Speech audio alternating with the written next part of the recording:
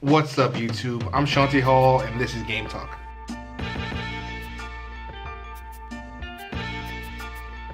For today's game, we have the Cleveland Cavaliers versus the Indiana Pacers. I wanted to watch this game because the series was tied up 2-2 and all the games have been fairly close so far. And I gotta say that this game definitely didn't disappoint on excitement. And with 3 seconds left, Cleveland triggers in. James, 2 seconds, 1 second for the win! Oh! LeBron James delivers!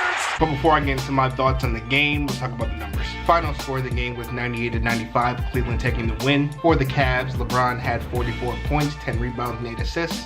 Kyle Korver had 19 points and 6 rebounds. And Kevin Love had 11 points and 10 rebounds. As a team, the Cavs shot 41% overall, 31% from behind the three-point line, 96% from the free throw line. Moving on to the Pacers, Domantas Sabonis had 22 points and 5 rebounds.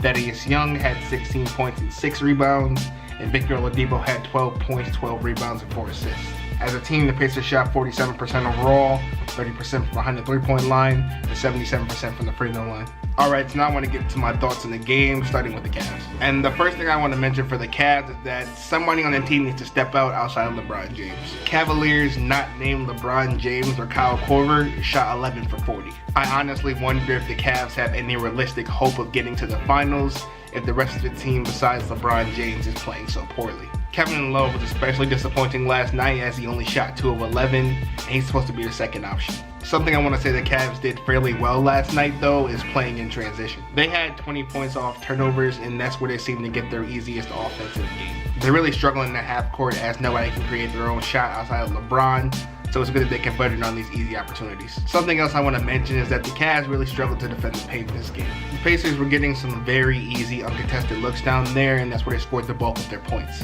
There were some points where the Pacers went with some really large lineups, and the Cavs definitely should have put Tristan Thompson in to try to help counter that. Those are really all my thoughts on the Cavs. Now moving on to the Pacers. And my biggest problem with the Pacers this game was how late they played into the shot clock. On too many of their possessions, one of their guards would stand at the top of the court dribbling for 8 seconds, and then they pass the ball and someone would have to force up a tough shot. They need to continually be moving the ball and themselves around to create some easier looks a little bit earlier into the shot clock. Something else I noticed for the Pacers that they got a lot of good looks, but they weren't hitting on them. If they could have made some of these wide open looks that the Cavs were giving them from 3, this could have been a completely different game. Victor Oladipo especially, who was 2 of 15 from the field and 1 of 7 from 3, needs to make those open shots. And they're going to need him to step up big in general if they want any chance of winning this series. Something positive I will say for the Pacers though is that they got good production from their bench. Sabonis, Lance Stephenson, and Corey Joseph specifically really helped them build the early lead that they eventually lost. In fact, down the stretch I would have really liked to see Lance Stephenson a bit more as he came up big for them when they needed it.